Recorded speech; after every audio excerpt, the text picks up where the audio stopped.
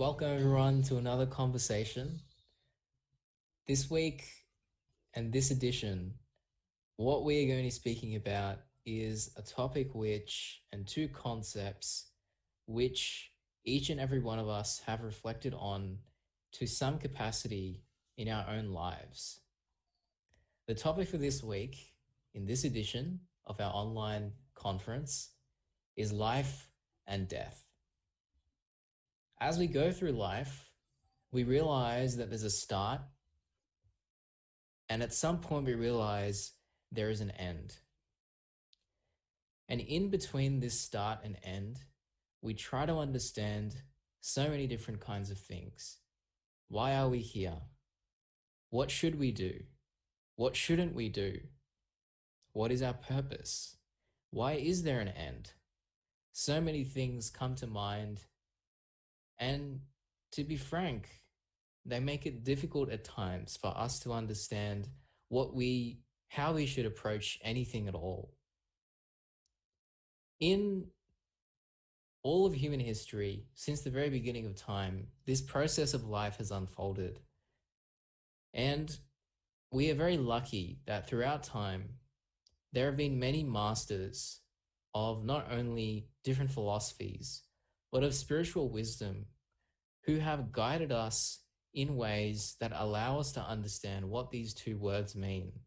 What is life and what is death? And they allow us to fill in that time in between in a meaningful way. So today, we are again extremely blessed, extremely lucky to have Sant Shri Naamdeo Maharaj joining us. If you were able to join our previous conversation, you would have come to understand just how incredible and just how unique and divine Sant Shri Naamdeo Maharaj's wisdom and explanations are to each and every one of us. Sant Shri is the international head of Vihangam Yoga, of the propagation of Vihangam Yoga, which is an ancient meditation practice which has existed since time immemorial. Sant Shri is also the founder and CEO of multiple social organizations, including Siddhartha Education and Evergoing.life. So today, what I will be trying to do as a spiritual seeker myself is taking all of you listeners on a journey wherein we place some of these questions before Sant Shri, and we try to discuss these topics in the context of how we should take a perspective on life and death. So firstly, I want to welcome Sant Shri Naamdeo Maharaj. Sant Shri, I hope you can hear me audibly, and welcome to this conference once again.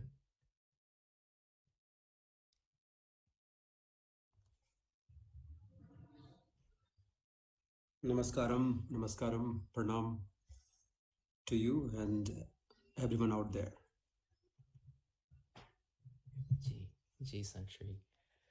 So Naamdeo Ji, I wanted to start with, I guess, the most essential question which we all have, which is, maybe as children or, as we grow, we start to ask questions which some do find difficult to answer because they, by nature, seem to not have a clear answer. And that question is, what is life about? And why are we here? Is there a reason? Is there a purpose? What is life about?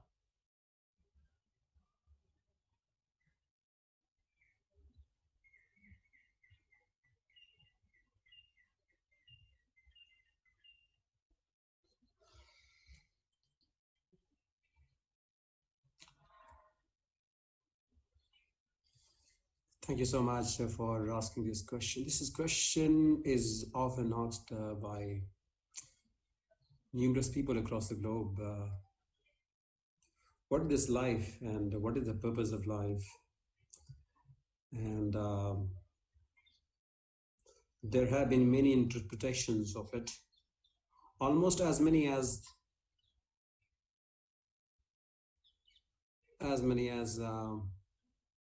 they are masters and the people who describe about life. So the explanation of life itself are numerous, almost as many as whose these questions are put up to.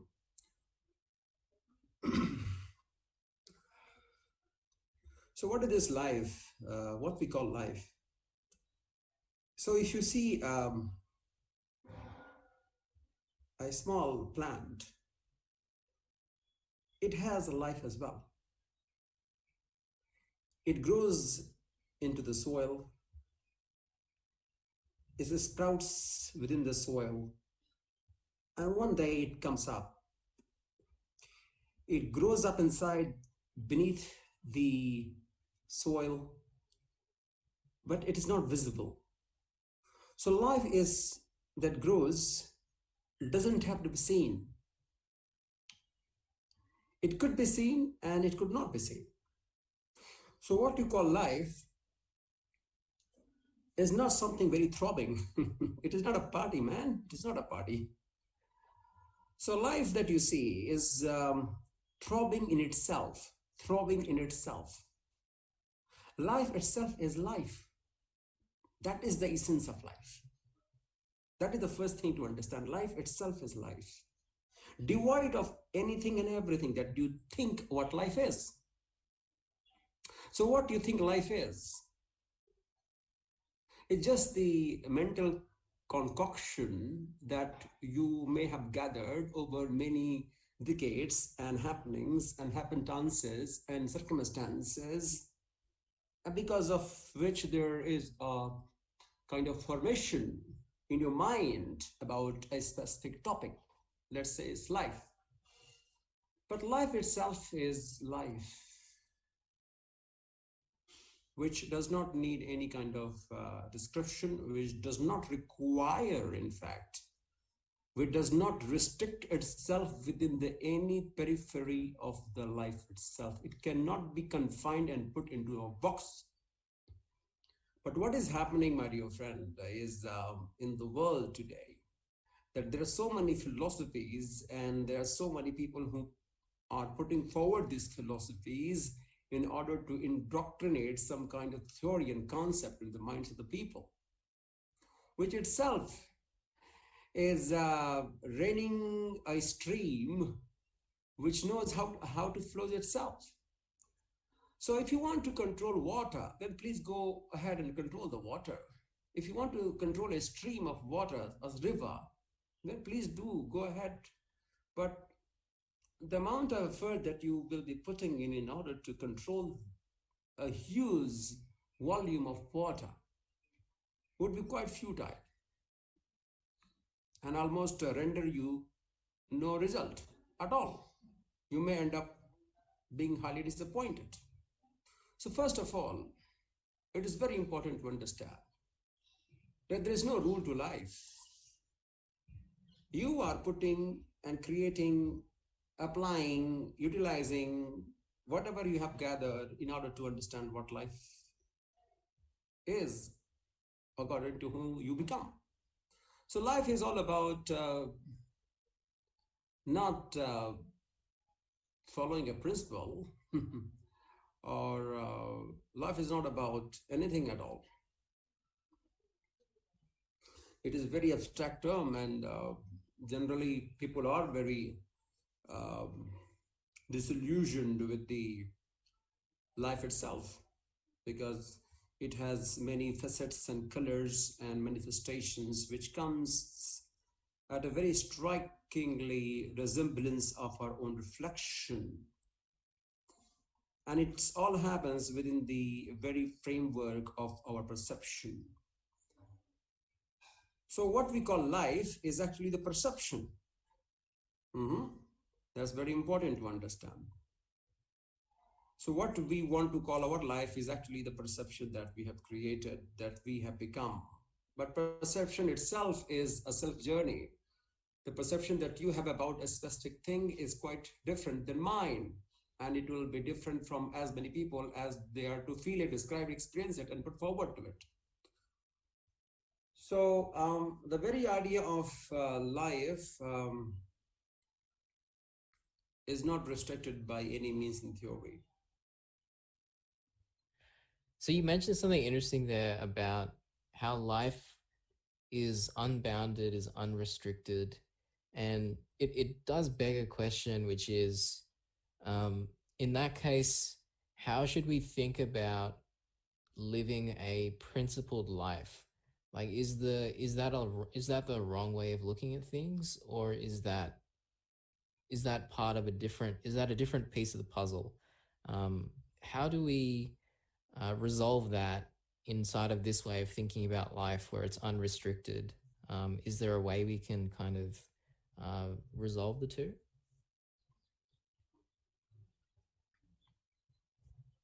Have you seen cats? Cats are really smart.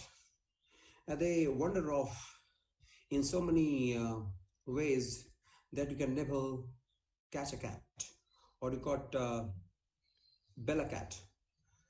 So your life is almost like that. And when you say your life, life does not require mind. Life does not require anything at all. Life itself is life. So any connotation attached to the life is self-delusional identity. Self-delusional identity, nothing else. So it is very important that we are empowered by one thing, and that is our mind. A cat, a dog, any animal you can think of on this planet are dictated by their instinct. And it is as if programming has been ingrained into their system. All they do is just to follow it. There is no programming. There is no any brand manual for us. You buy a fan, you buy a refrigerator, you buy a washing machine, you get number of pages of guidelines. But what about this most sophisticated piece of machine called human body, human mind? The existence of us, it does not come with a manual. When a baby is born, a manual is not presented to him, or a manual is not born with him. What is not born with him or her? Why? So the point here is that human life is not dictated by anything else than us, than our own interpretation, than our own awareness. We are led by our own self. We are led by how much we know, what we know. That's it. We are always led by what we know and how much we know. That's the actually tragedy of humankind. It does not know it all. Whatever it knows, it just try to make the best of it. So in terms of that, how do we grow our understanding? Because from what I'm understanding, from what you're expressing, Namdevji, the idea is that based on all the information we have, we construct a life around that. So I guess a few questions arise. One is, how do we determine whether our interpretation of that information and the way we're going about our life is, let's say, in the right direction? And maybe even before that, is there such a thing as a right direction in life? Or is that kind of does that vary person to person? Like, is there a place, is there a direction we should be heading toward in our life? Or does that not even exist?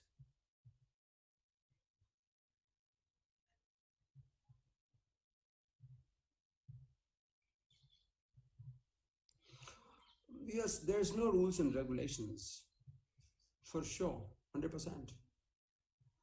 But without these rules and regulations, since the guideline is not there, life will be much more worse than anything you can think of. Anything on the planet you can think of. No wonder There are so many humans that you see today are leading a life much below the standard of an animal. And I'm sure that all of us will agree. You know, you know why? The reason is that any being, any other being apart from humans, have been programmed to behave in a certain way, have already been inherently programmed in a specific manner, without which they won't exist, without which they would not live, they wouldn't survive.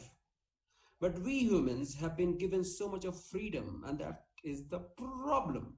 That is the core of the problem. That we have highly intelligent mind.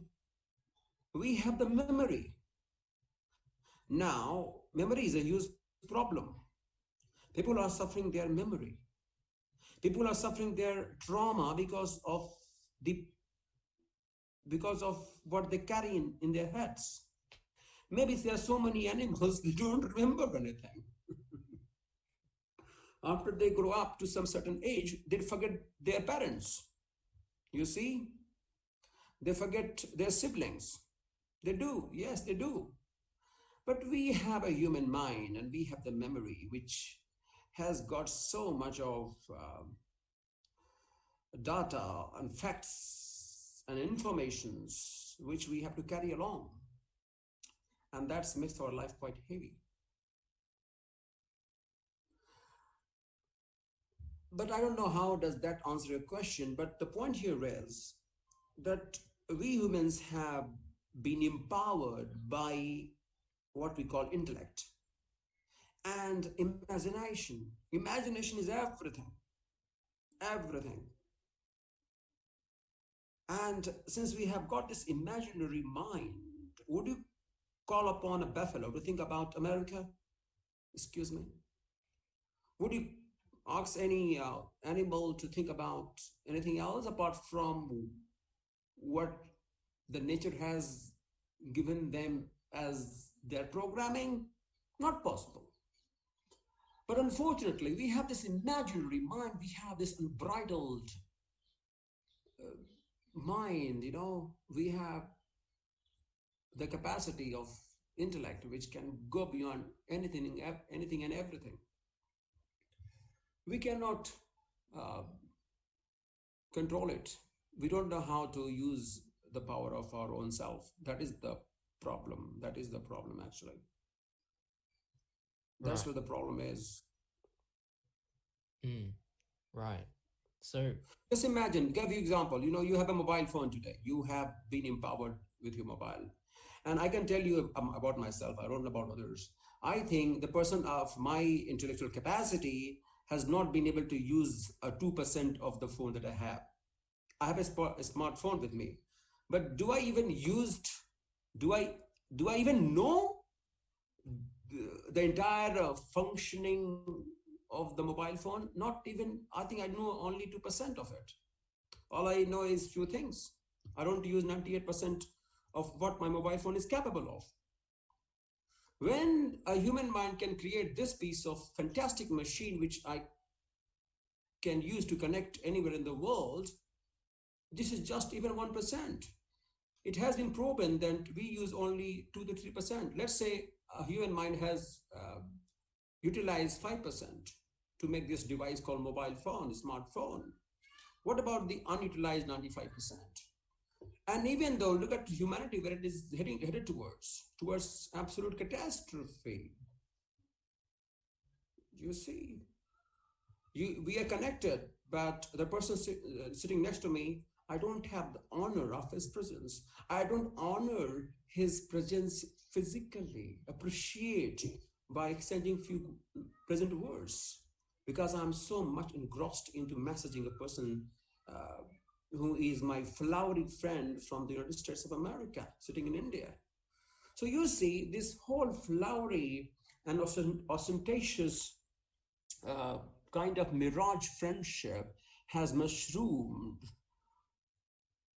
and we are living in a thrill We are living in a thrill of expectation.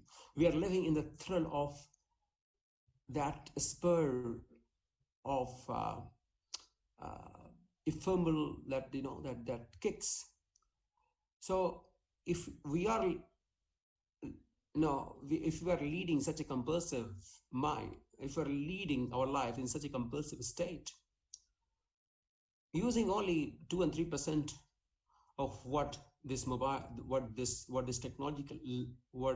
has done in form of technological advancement, then of course it's not possible for human mind to control it. Maybe 0.% people can actually understand how mind works. They can put the power of the mind most constructively, but most of us are not able to. Yeah.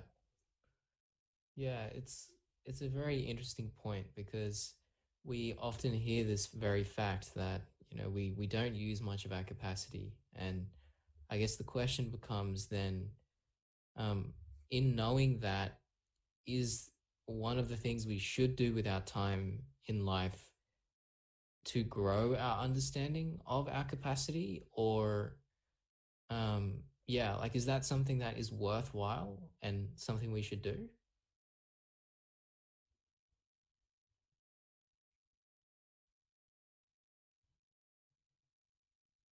Well, I think there's no point growing our capacity. I think there has been massive capacity already. There has been massive exercise of enhancing the capabilities. There's nothing to do actually. But what we need to do is very simple. Very, very simple. Because the moment you try to put a lot of endeavor, into achieving something which will enhance the ability of your mind, the more complex your mind will become. Because anyway, it is so complex, and by putting an effort, you are making it complex even more. So that is not the right way to do it. Yeah. So Namdevji, before we look at the right way to go about things, maybe if we could take a step back, and I just wanted to ask, in the context of our conversation, what is the mind, and how can we understand it in kind of in terms of the experience we have day to day?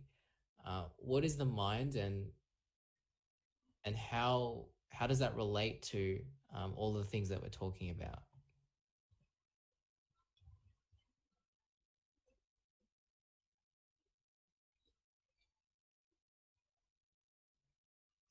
Well, mind is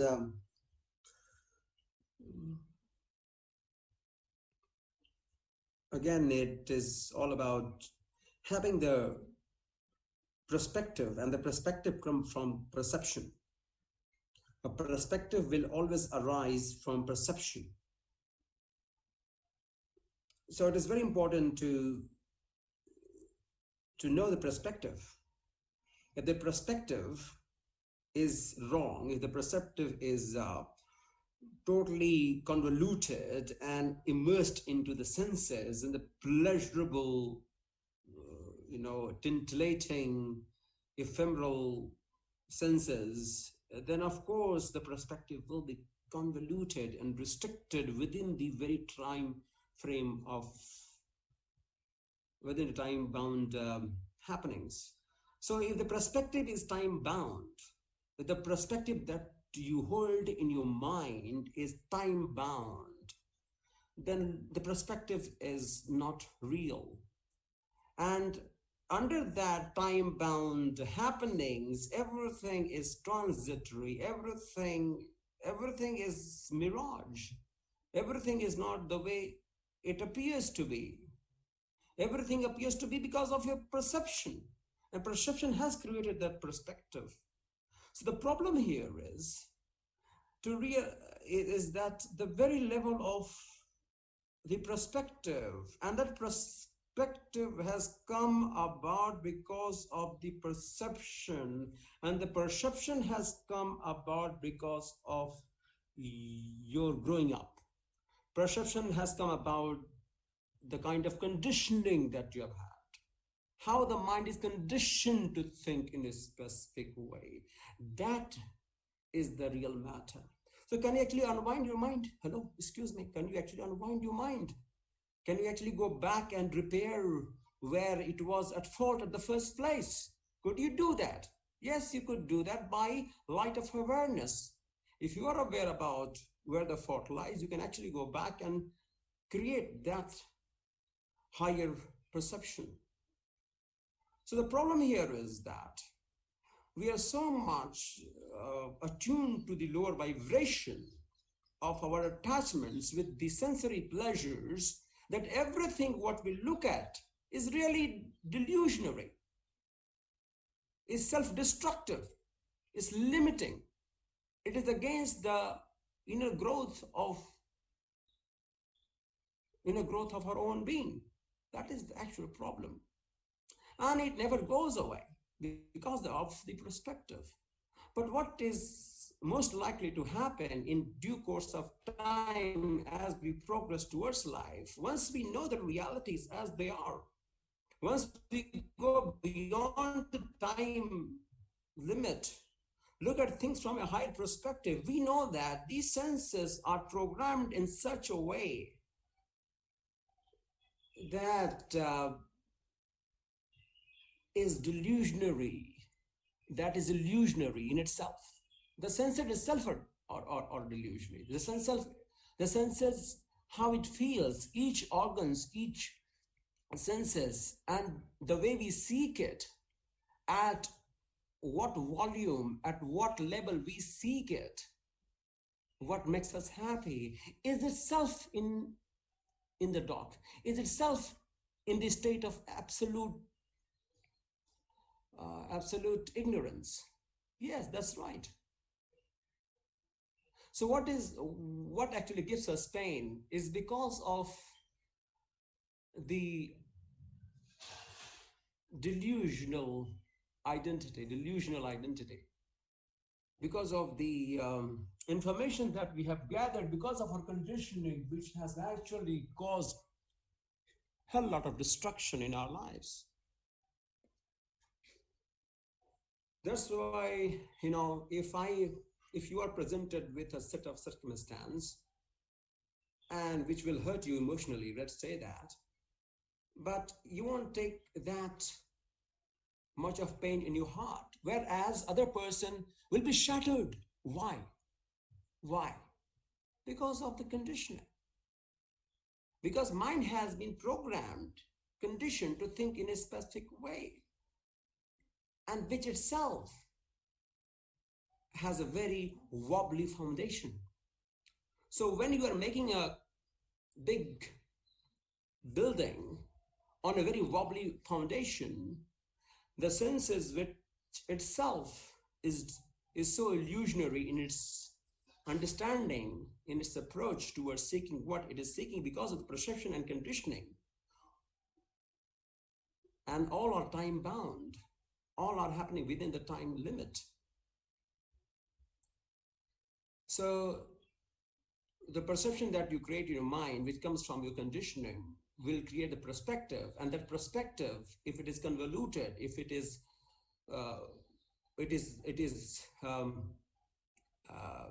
it is built on the wobbly foundation of perception, then perspective will always restrict you.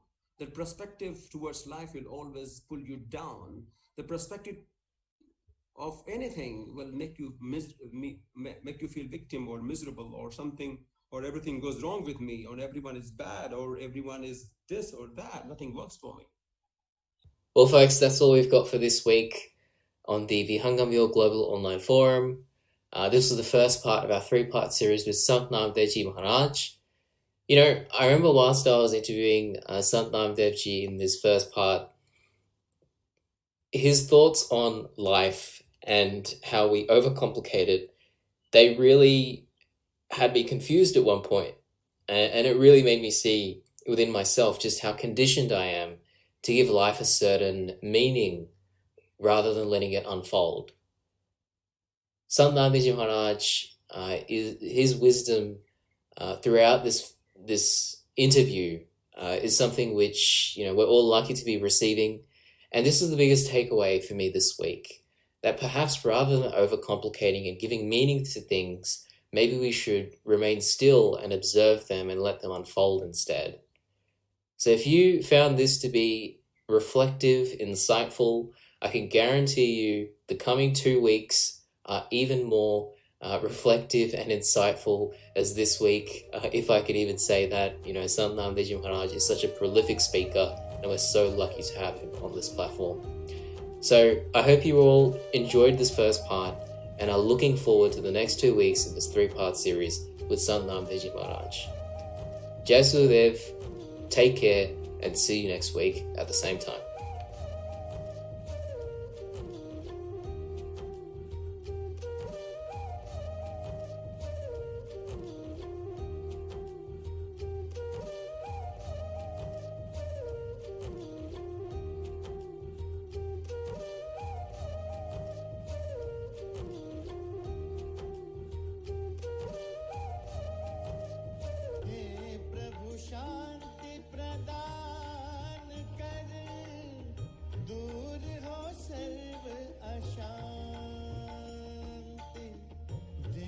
सदा फल शांतिमय, शांति शांति सुख